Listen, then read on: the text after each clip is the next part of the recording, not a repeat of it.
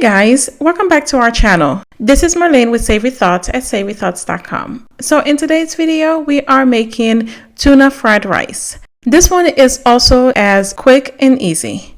So to get started, in a large wok or large skillet, go ahead and heat up 2 tablespoons of olive oil, or you can use canola oil.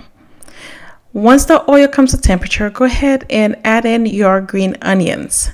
Saute that for about 30 seconds to 45 seconds. Then add in 1 pack of frozen but thawed out sweet peas and carrots. You can also modify this recipe by adding any vegetables you'd like. Go ahead and stir it well and allow it to continue to saute for about 1 to 3 minutes. After the time is up, go ahead and spread it out to create space for you to add your canned tuna. Gently mix well, but be sure to not break the tuna. Once you're done, go ahead and spread it apart, leaving the middle empty, and crack 2 large eggs. You can definitely cook your eggs in advance in a small skillet and set it aside until you are ready to add your eggs in with the other vegetables. So go ahead and scramble your eggs in the same wok.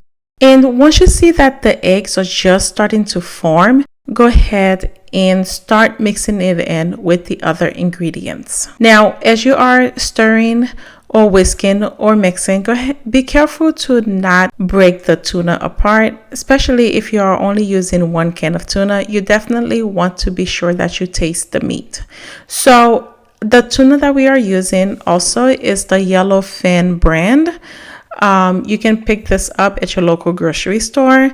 And the 5-ounce can that we are using is not only infused with olive oil, but it also has Calabrian Chili in it.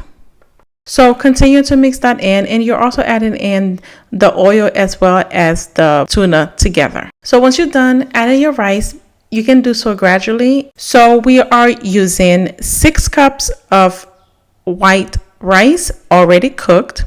This will serve about 6 to 8 people. Or you can just add it in all at once, depending on how fresh your rice is.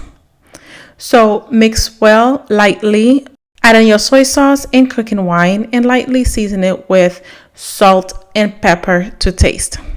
Continue to mix and your meal is done once everything is heated through.